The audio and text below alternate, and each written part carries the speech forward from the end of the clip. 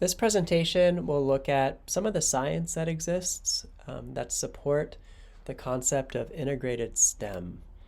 And integrated STEM is the idea that you can take any discipline within STEM, let's say biology, and you can draw in different areas of STEM. So if you're teaching biology, you could come up with a project that incorporates engineering and math and technology. And together they're going to enrich the understanding and the learning experience just for biology, and then also have unintended consequences in these other areas too. And it just makes for a more interesting approach to teaching topics. And it isn't really difficult to think about ways that you can draw in different areas of STEM into that area that you're generally tasked with prioritizing, right? So normally we're teaching a course in mathematics or engineering or biology. Right? It's not that difficult to invent ways to bring in topics from other areas to help to make projects that you could define as integrated STEM. Because again, naturally, they all kind of overlap. I can't think of many biological problems or ways to approach understanding biology that don't take science and technology, right? Or if you're thinking about a technology, the biological implications of that technology. And mathematics is kind of woven throughout everything, right? So they all kind of naturally support each other.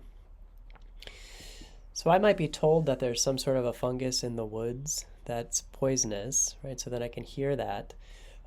I could hear that description of the fungus, right? But then I could be taken out into the woods and shown that fungus and I could see it.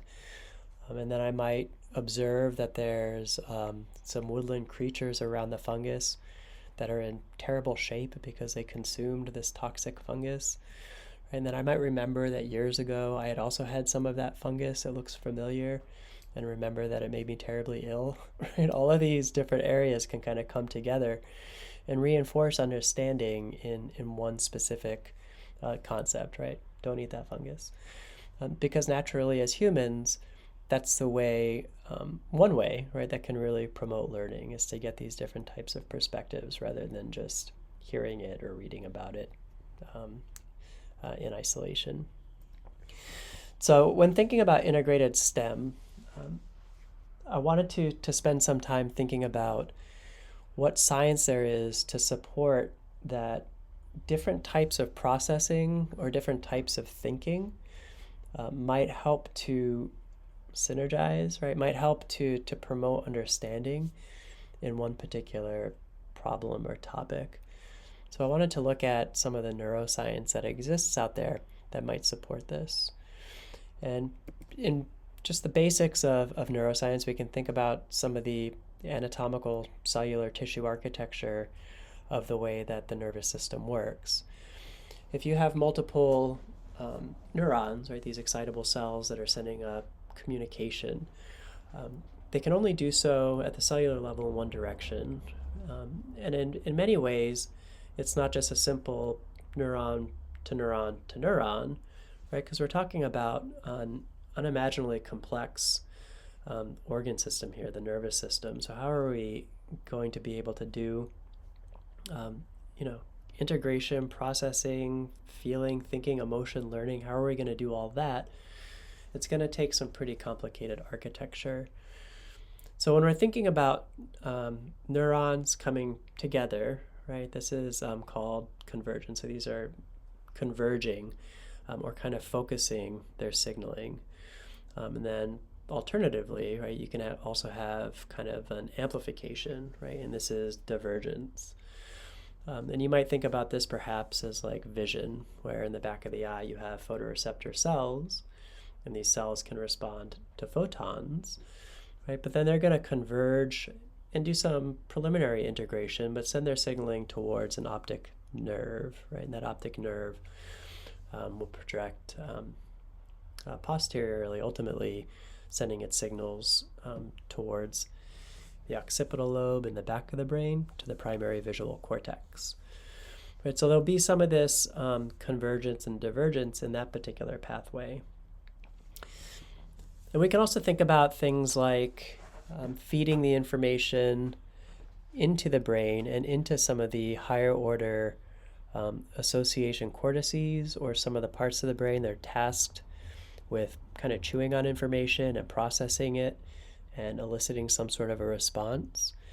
And you can see here in this diagram on the bottom, there's the visual component, right? So in this hypothetical kind of model, we're seeing some sort of a particular association cortex that's receiving visual information, ultimately, just like we talked about, excuse me, with vision. Perhaps there's also some auditory information being fed into this cortex, right? And that's also along the bottom there. Or to the left, some somatosensory, or the position of the body. Maybe some of that information is being fed into an association cortex, right? And motor cortex, so some sort of an output with some sort of an integrated response. Right? All of these types of information can kind of be focused on and fed into and integrated into particular regions of the brain, which are just dying for information from the body and the outside world to be able to elicit some sort of a response. So we have this idea of convergence, right, and divergence, and these are moving in multiple directions in order to kind of learn about the world and respond to it. So there's some evidence that different types of what we call afferent information, so information being kind of fed towards the central nervous system, different modes or modalities or different types of information can help to promote a more robust response, or there can be some summative types of integration from different types of modalities, different types of afferent sources. So there's a study that was done that had individuals look at a hand and a wrist and a change in the posture of the wrist. And as these individuals were watching that, it wasn't animation, they had the part of their cerebral cortex. There's a region that's responsible for motor output. And the part of that region of the brain that was responsible for influencing wrist movement became activated just by seeing it. And some of these individuals in this study also had their wrist passively moved by an instrument. And that part of the brain that was responsible for influencing wrist movement also became activated, right? So seeing a wrist move or passively having a wrist move had that part of the brain that influences wrist movement act up, like mirroring that particular activity. And those individuals that had both visual, right, and the passive movement together had a summative effect in that part of the brain, right? So there are different modalities, different types of information going towards that part of the brain that had a summative effect. A similar type of study was also done using visual or auditory mimics of crushing a bottle, right? And then looking at the output of the brain for that particular type of motor output. So there's plenty of evidence that integration areas within the brain can receive different types of information, different types of modes or modalities, right? And that can have a summative effect on the brain's integration and kind of orchestration potentially of a response. So it leaves me to wonder, if we're thinking about integrated STEM and we're talking about science, technology, engineering, and math, might these be behaving in a similar way? And if they are, then you would expect that different parts of the cerebral cortex would disproportionately be required to do the type of processing that you would see with understanding mathematics principles, chemistry principles, physics principles, and then also related but different in terms of processing, like perhaps more abstract arithmetic calculations, like actually crunching the numbers. And then even more distinct might be something like reading a sentence about STEM, right? So these are different types of thinking. And if they were to exhibit this type of convergence and summative type of response and integration, we would expect some differences. So there is a study done by Wang and colleagues that looked at these different types of disciplines that require subtly different types of thinking. In some cases, like with math, physics, or chemistry principles. Okay, or also looking at things like actually crunching numbers, right? So looking at arithmetic versus something more along the lines of language, like reading with sentences. So with these different types of what would presumably require different types of brain activity, they had these individuals in a functional MRI machine, so we could actually see not just an MRI which produces anatomical structures, right, but functional MRI. It measures basically adjustments to the amount of circulation going towards different regions of the brain as a proxy for the activity within that region of the brain. So it's a way to understand brain activity across the brain. So for individuals working with these different concepts, what parts of the brain are they using?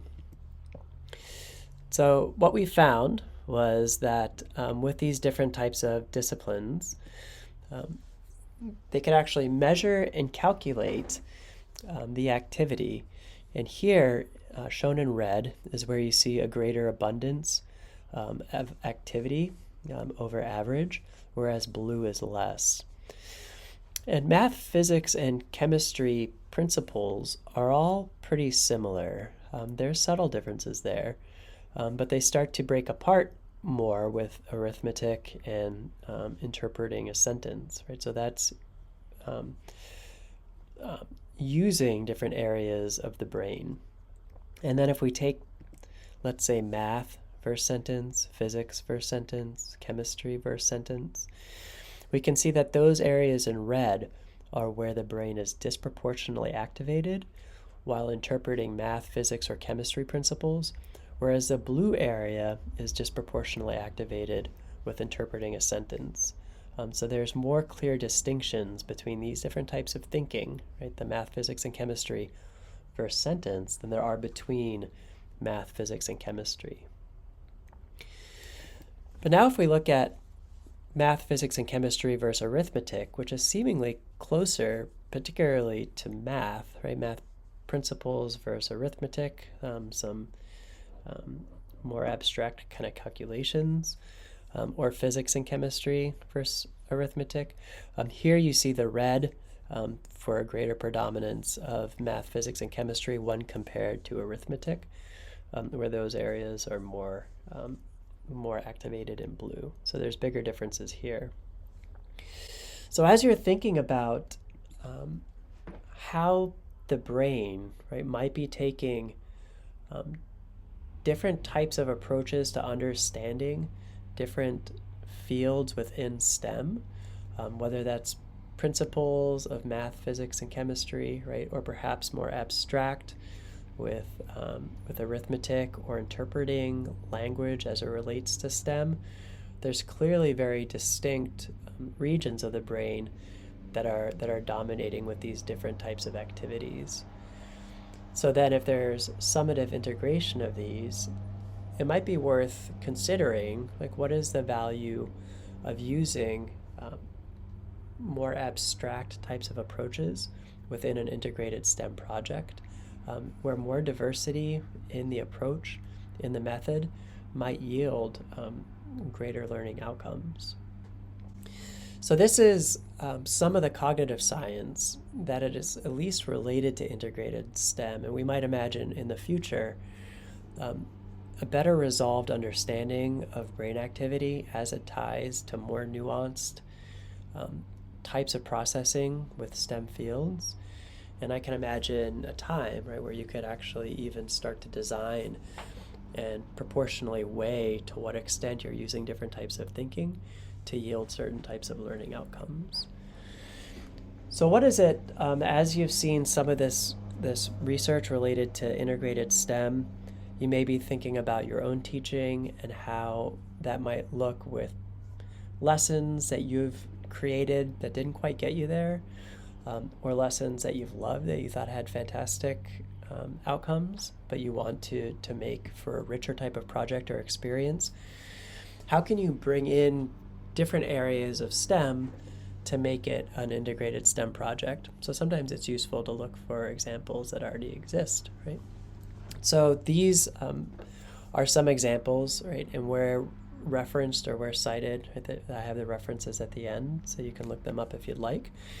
But what about thinking about constructing an amphitheater for a local park? Right, so that's clearly going to be technology and engineering, as there's a design process, but then it isn't difficult to think for sure about mathematics integration there, as that's integral to engineering, but then also potentially ecological or biological impacts. And then you can also think about societal impacts, right? So how is this affecting the community? First, and this would be something that lies well outside of STEM, but could also be interesting to engage students. Potentially looking at a body system, right? So body systems exist and they're pretty amazing and optimal as they exist. But what would it be like to design a digestive system? This isn't particularly what these authors used, but it would be a really fun project to see if students could come up with a more efficient biological body system that isn't constrained by evolution or other factors, right? Does it have to happen where there's a digestive system that's broken down by mechanical and chemical digestion in discrete kind of functional regions? Is there another approach that would be more efficient? Could be really interesting to compare and contrast. You could reduce pollution in a marine environment, right? So very clear design, right? Engineering and biological overlap there. One project that I came across that I thought was really interesting was having students go into the field and observe the biology in the field in some sort of an aquatic ecosystem, potentially looking at some of the freshwater invertebrates, and then constructing some sort of a fishing lure based on what they find. So there could be a field component, a gathering of organisms, some measurements of those organisms. So there's some morphological interpretation, shape and size and weight of the organisms, to be able to potentially mimic them to create lures and then test the efficacy. And you could even look to see what aspects of a lure, more or less pronounced, yields better outcomes with working as a lure. That would be awesome. So that would be a really cool project too. So we've looked at integrated STEM with a simple definition. We've looked at some of the science that suggests that thinking about things differently can yield summative integration or more pronounced activity within regions of the brain, and then looked at how different regions of the brain are tasked with being able to work through problems in STEM. But depending on the nature of those particular areas of STEM, right, there might be disproportionate areas of the brain that are drawn in and recruited to be able to do that type of processing, and may in fact well yield this type of summative integration coupled to improved learning outcomes. If you're interested in these references, these are the ones that were cited throughout the presentation.